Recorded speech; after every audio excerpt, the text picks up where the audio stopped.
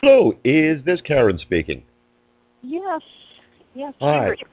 it is indeed. And for once, it sounds like I have halfway decent audio quality. Oh, I'm so glad. Well, I was going to go home for the phone call, but I had some car trouble. My car's in the shop, and I'm in a coffee shop upstairs in the quietest place I can find, so hopefully it'll work. Well, normally when I do these, and I'm not kidding, either the city chooses to jackhammer up a sidewalk right up outside my house. That happened twice. Or then on another day, they thought that this is the perfect time to chainsaw down a tree. So I don't think we're going to have any weird background noise today. Okay, well, hopefully we're okay. They're making the coffee. Crazy coffee drips downstairs. So how are you doing? Not too bad at all. Not too bad at all. Life is beautifully hectic. Getting the literary section up and running and so on. You know, and I've been being Yeah, it's quite a different writers. publication.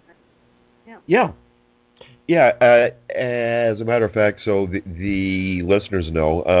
Yeah, the review for the Divorce Girl should be up today. We had technical problems yesterday, but that will be up and running. And gosh, I loved that book. Oh, well, thank you so much. It kind of means the world to me because I've spent such a long time in my life writing it. Yeah, it's your 14th book and your first novel, and we might as well start there. What took you so long? Well, gosh, what did take me so long? I just was speaking to the owner of a local bookstore who said, you know, there are some books that you just can't help but to start writing, and then it's all you can do to stop writing them. And this was one of those. I started writing it when my 17-year-old son was about a year old. Part of it was, you know, life, making a living, teaching, writing other books. But also, it just took a lot of time to just get everything right. And then it took a very long time to find a way to get it published, to find the right publisher who would treat it well. With the publishing industry going through such changes, as you can imagine, Yes. things happen. You know, I'd have agents who work with me for a year and then leave the industry.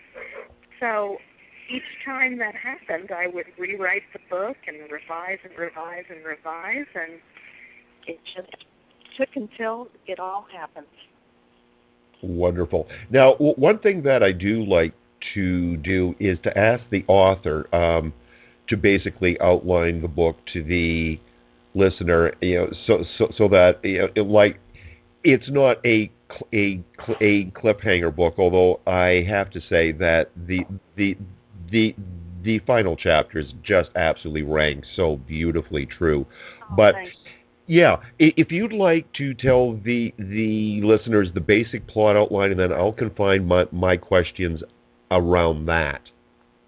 Okay, that sounds fine. In some ways, the book kind of has three sections. It follows our young protagonist, Deborah Shapiro, who's a teenage photographer, from the moment she finds out her parents are getting divorced, but nobody is moving out of the house, and all kinds of crazy things are happening, through the actual divorce and her father's foray into the dating world, and their stretch of time together in the second section, kind of living like a father and a daughter life, to the third section when he remarries and everything gets shaken up again.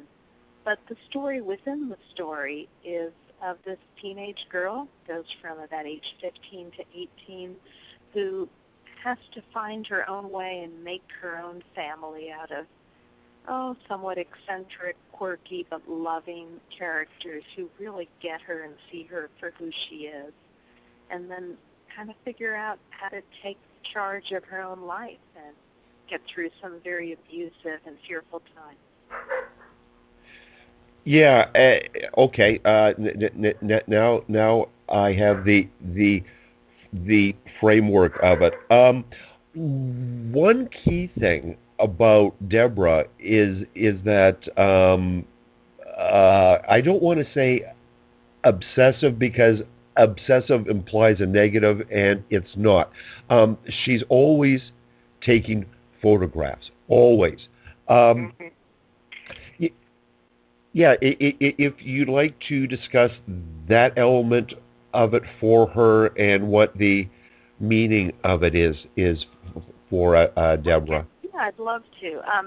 Well, part of that was taken from my own life, and I wasn't a photographer, but I was a writer during a pretty rocky and crazy time of my own teenage years. And I just wrote as a way to navigate everything. And I see Deborah taking photographs as a way to kind of see things from other perspectives, but also to protect herself, to kind of put some skin on her bones as she goes through some very vulnerable and dangerous times. And it's also a way for her to create meaning by making something. And many of us who make things, whether it's writing or painting, photography, dance, or, just decorating our house just so, um, know how much more alive we can feel and how healing it can be to simply make something out of all the broken pieces that are handed to you. And that's Deborah's impulse for survival. But as I mentioned earlier, it's also a way she keeps herself safe. Truly, and you've hit on something that I noticed a couple, maybe 3 years ago, an observation that the happy people I know are busy creating something. It doesn't necessarily have to be a painting, a poem, or whatever. It can be gardening, woodworking, cooking, a family. It it Mhm. it's like the natural impulse of humanity, maybe even the most basic need, is to create things. Mhm. It could be for so many years I just thought it was my own, little quirky way, but I really have come to see that, it kind of goes back to that old saying, if you're not getting busy living, you're getting busy dying. It just can help you make you feel more alive. Like, you're entering into creation in some way, or you're just doing something of meaning. And I think no matter what we create, there's something behind it about making meaning. It might be unmaking meaning to make meaning, too. Yeah, deconstructive construction somehow. Absolutely. um, there are a bunch of wonderful minor characters, and as I mentioned in the review, you got the number just right. Where we can manage to know them all and not get overwhelmed. Were there any particular favorites for you to write? When you spend 16 years writing a book, you kind of fall in and out of love with all the characters. There was a long time that I was just enthralled with Deborah's boyfriend. I thought he was so marvelous in every which way. And I have a real soft spot in my heart for Boy, who's a 7-foot Yeah. um, good friend of Deborah's. He sells men's sportswear at the largest flea market in the free world, as much as people could tell at the time. And there's times I really loved Liz, who is kind of seen it all, done it all, wild child, and here she is running a clothing boutique and living in the suburbs in New Jersey and trying to make sense of it all. And of course, I went through times of just feeling very close to the rabbi, who's also somebody who's kind of been over the edge at times, in his own way, politically, spiritually, and of course we find out by the end of the book some things about his life. Yes. The world's biggest, or New York's Yeah. biggest Jersey. um, Uh-huh. flea market. It is a wonderful mise en scène. Was that in the novel from the beginning, or was that a later addition to it? That was there all along, and that, I grew up, not so surprisingly, in central New Jersey, working, selling large men's clothing at the world's biggest flea market. So I had a lot to draw on, and for, somebody who just kind of grew up in the burbs after being dragged kicking and screaming out of New York, where I never wanted to leave, I really had my eyes opened and just seeing people from all walks of life, while working a stand in all kinds of weather during those years. And I always knew I wanted to put that in a novel. You've alluded to turbulence in your own adolescence, and generally speaking, I don't ask writers of novels, so how is this like your life? But you have alluded to it. And how writing was an outlet for you. I'm wondering about reading too. What were your favorite books? Was there any books or writers in general that you escaped into? Oh, absolutely. When I was a teenager, it was mostly poetry, and I remember, falling in love with T.S. Eliot and E.E. Cummings together, and they really seemed like an old married couple. E.E. Cummings was the naughty wife, and T.S. Eliot was definitely the hard-won daddy. And I read a lot of Adrienne Rich, and she had a huge influence on me.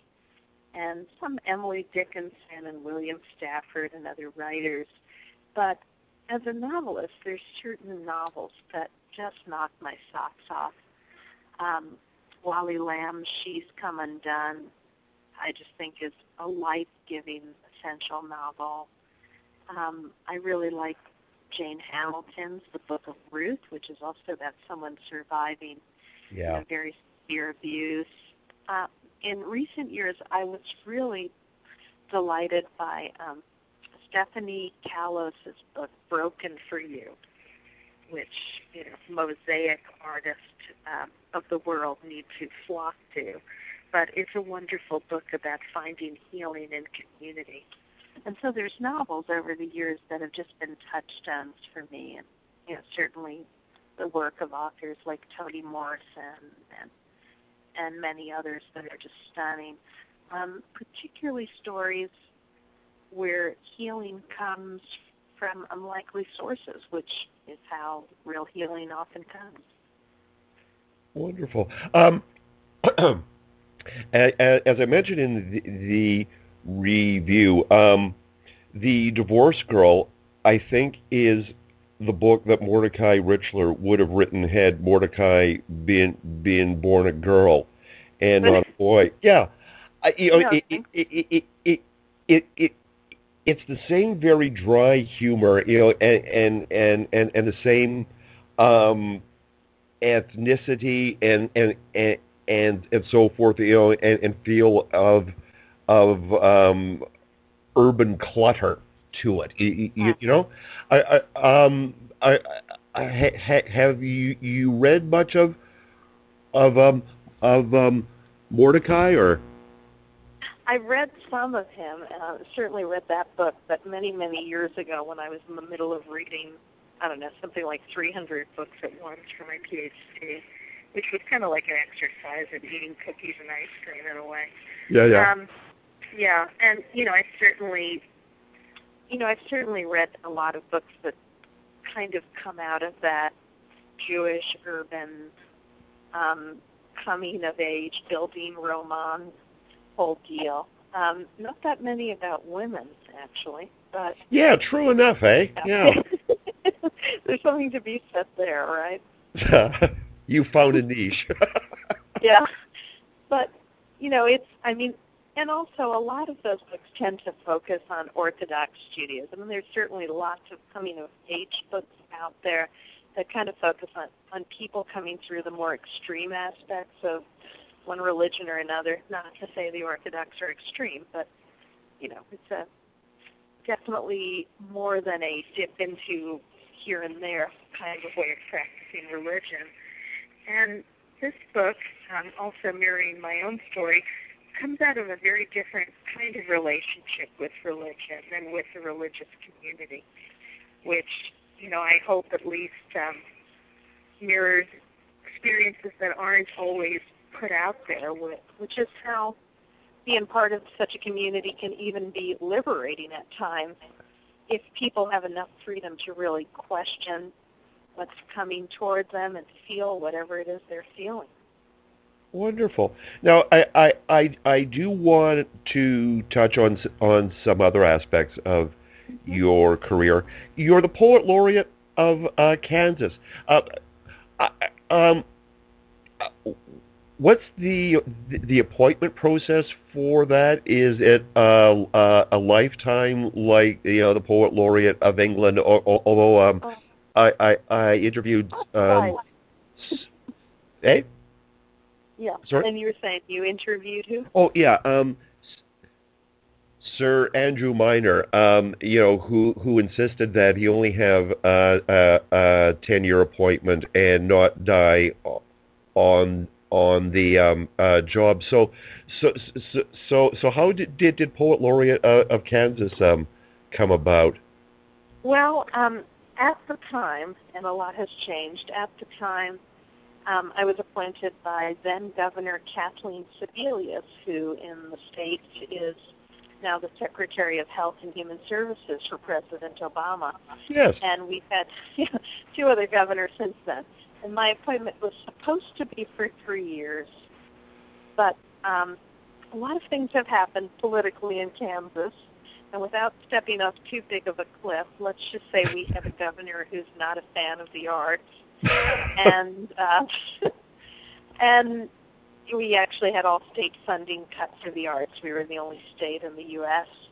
to lose all state support, which also meant we lost all of our matching federal support. And now things are being rebuilt one way or another.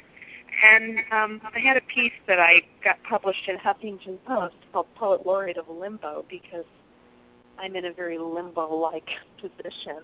I'm actually now beginning my 4th year, and I'm holding on to the post and doing what I can while trying to find a new organization to anchor it to and get a new process started to appoint our next Kansas Poet Laureate. So in these times of crazy swings for the arts, at least in the States, I've kind of had an intensive in that, you could say. Got it. So do you churn out panegyrics on important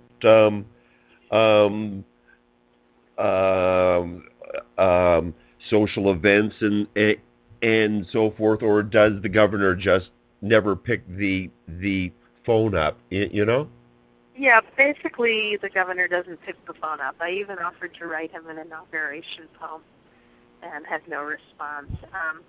So I used to, before he was governor, get to do more public events here and there through the governor's office. What's happened instead is I come forth and do readings that protest to save the arts and protest to save social service funding or one thing or another. And one thing about being untethered is you certainly have a lot more freedom. So, the staff and the funding behind me were cut. And although I was able to do my own fundraising and found the people of Kansas tremendously supportive, when it comes to what I do, instead of checking it out with anyone, I just look around and think, should I do this? Yeah, I guess so. And then I go and do it. But my main focus throughout this time has been on how to keep the program alive and pass it on. And at the same time, we've also had some wonderful events.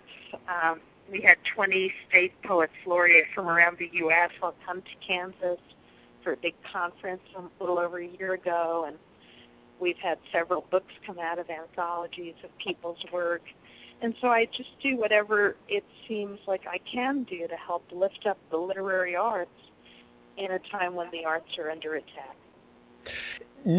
Name me a few poets that, and it's a miserable question because I know that as soon as we hang up, you're going to think of five names, you know.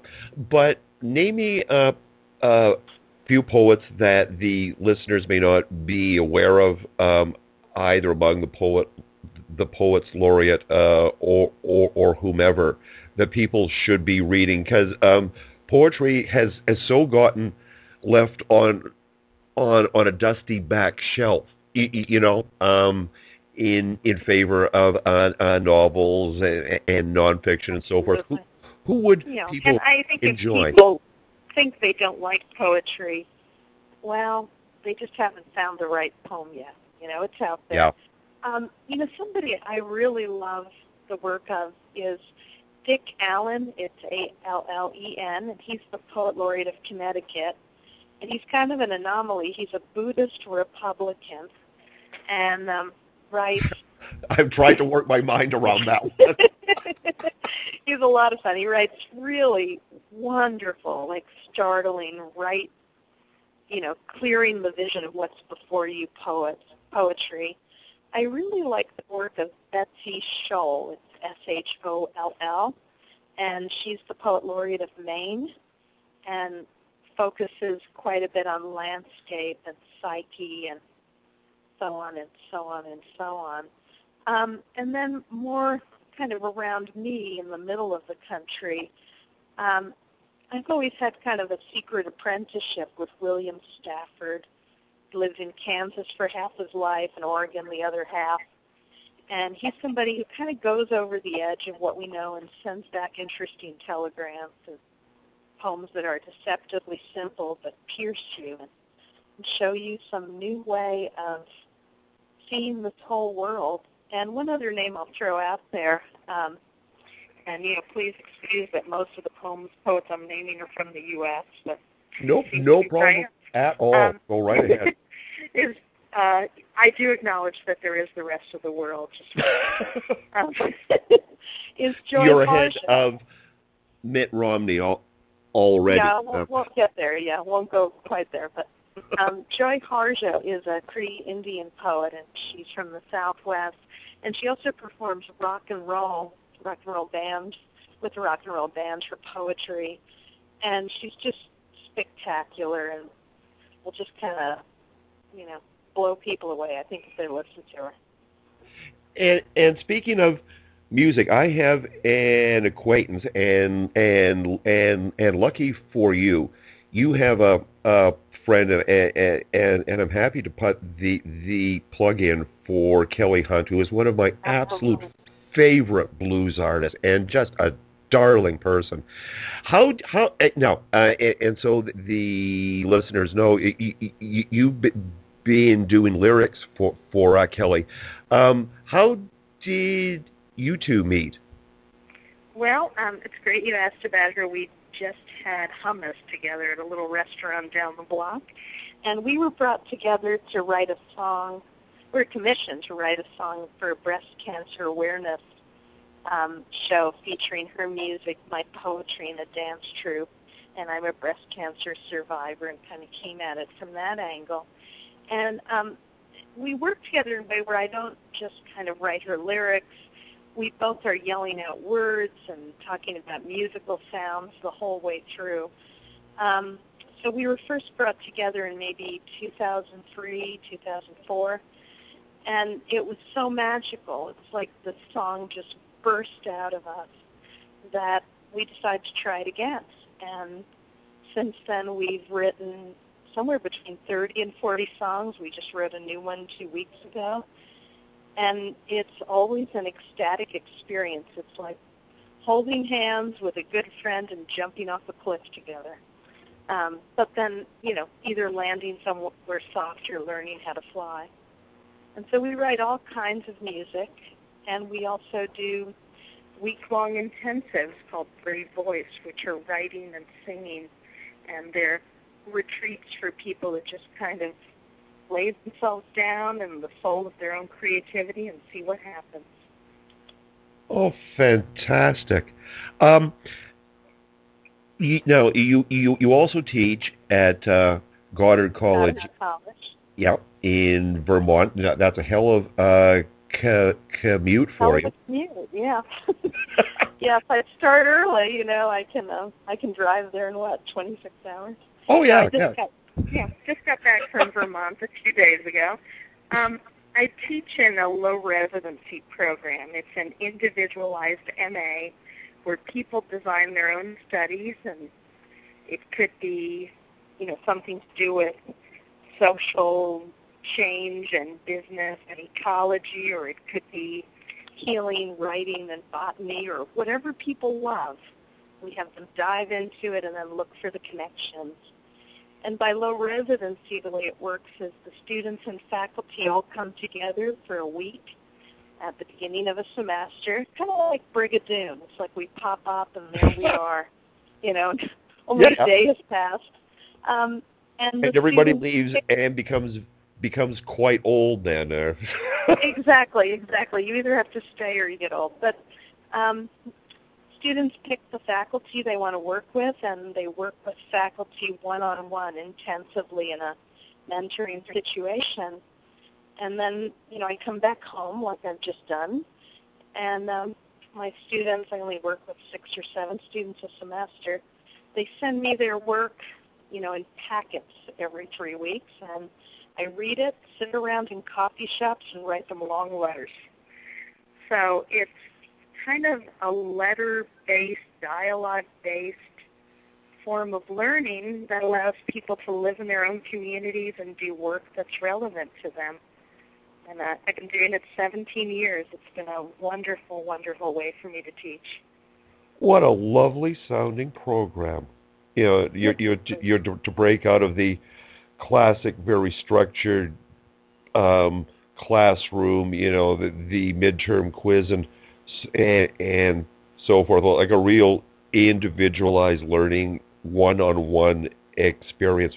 Fantastic. Absolutely. And it doesn't hurt that it's in Vermont. It's beautiful in the summer and the winter. So.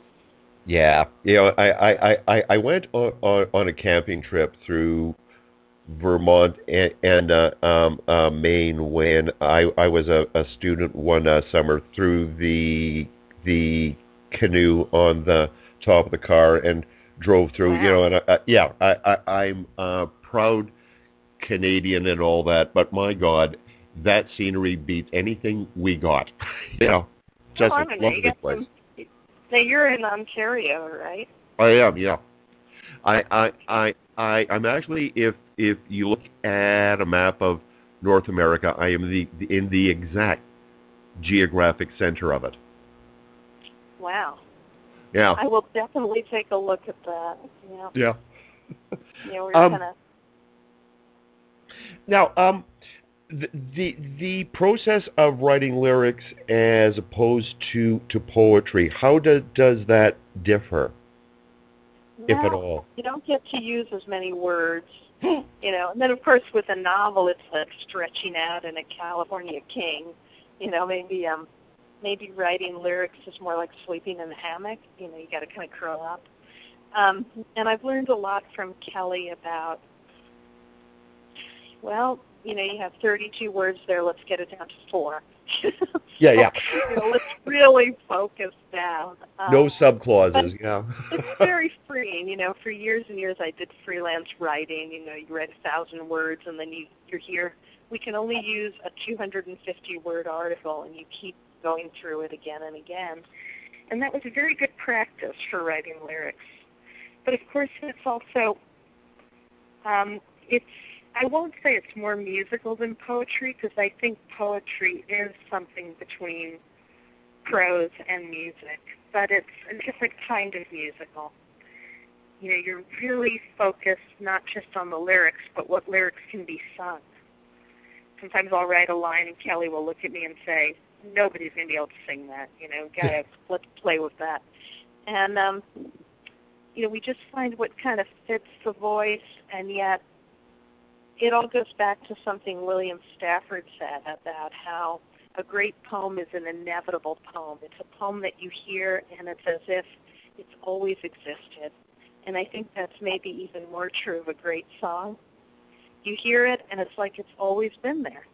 Yeah. If you're aiming for great songs, you're just looking at how can I kind of get into the groove of letting whatever come through that will make something seem absolutely inevitable. Oh, lovely. You mentioned one thing earlier about being a breast cancer survivor. I've had my interesting experiences with hospitals too. Anytime one comes out of that kind of thing, you're never quite the same as when you went in. How did it change you? Well, you know, it's interesting, especially if I circle back to the divorce girl in a funny way, because the divorce girl, although it's fictional characters, it's based on a frame of what I lived, and I did have a very abusive father. And so surviving that abuse was the hardest thing I've ever done. And even having breast cancer, and even at moments when I didn't know, you know, particularly at one point where they thought I might have ovarian cancer at the same time, when I didn't know if I was going to make it, nothing has been as hard as what I faced as a teenager. So I guess what made it bearable was I had an incredible community, husband, family, friends, a place where I was taken care of, and I really felt held up. And how it changed me, well, I did write a whole memoir about it called The Sky Begins at Your Feet. Or is it The Sky Begins at My Feet? Now I'm having trouble remembering.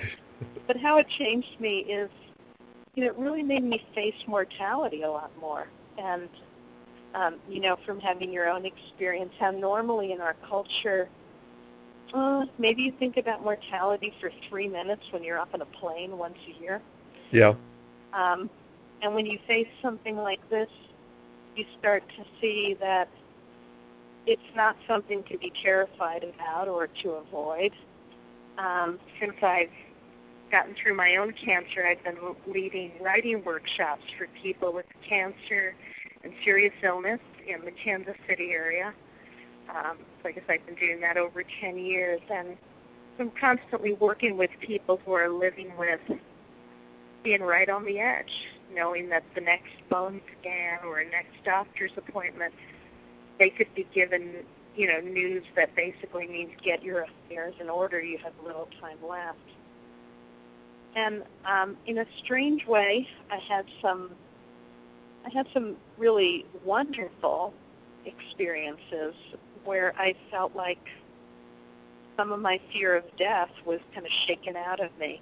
I still have a fear of the actual dying, but you know, that to go through that, getting cozy with what it means to be human, really has directed my life toward what does it mean to live in this body, to be a body, especially as we age and change. So it led me, strangely enough, to yoga and to trying to live in a way that honors, you know, being a physical entity a lot more than I did in the past. Yeah, you know, I found the same thing, Caryn, that it was actually quite freeing. You know, I was dead for a couple of minutes, and when I came out of it, yeah, all fear of death was gone. You know, to trivialize, it was like, oh well, been there, done that. It didn't particularly hurt, so why worry? You know.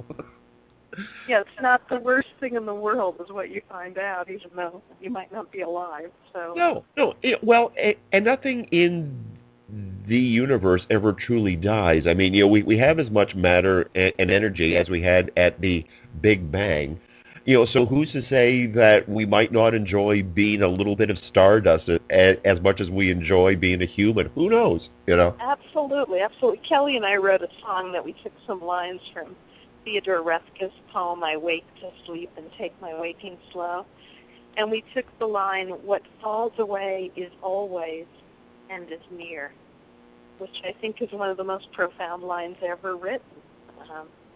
You know, the people that we lose, the dreams we had about ourselves that turn out to be ill-fitting, that we need to discard, you know, the illusions we get rid of, they're all right at our feet. not to say the people we lose are at our feet, but energetically there's something that remains. Truly. And, yeah, once you start to realize it's all around you, everything shifts. Yeah. Now, the last thing is, I always give the interview subjects what I call the last 3 minutes. Don't feel obligated to go 3 minutes. If you feel like going longer, go right ahead. For anything you want to talk about, either what you're working on now, any observation, the best place to get a poppy seed bagel in Kansas City. Whatever the heck you want. Okay, well that sounds great. Thank you so much. I'll give up on the poppy seed bagel thing because, what can I say? I do not live in a bagel place. But, but I'm surviving. Somebody needs to open a bagel. Yeah, if only, right? Yeah. And we have bagel shops, but, I grew up in Brooklyn. What can I say? I'm a bagel snob. Well, here's what I'll mention. At Goddard College, I founded and now coordinate a program within a program, and it's called Transformative Language Arts. And we educate people who want to use writing, storytelling, performance, anything with words, spoken, sung, written, to transform themselves, serve their community, shift culture, for spiritual growth, for community building and change, for all kinds of things. And I've been doing this for over 10 years, and the students that have passed through are just doing astonishing work in the world, whether it's leading elders in storytelling workshops at nursing homes in the middle of Texas, or, giving expressive writing and arts workshops for African American CEOs of Fortune 500 companies in the Northeast, or doing ecological writing and exploration in the Northwest of the U.S. of, how we can use words to connect with this beautiful, vibrant, living earth around us.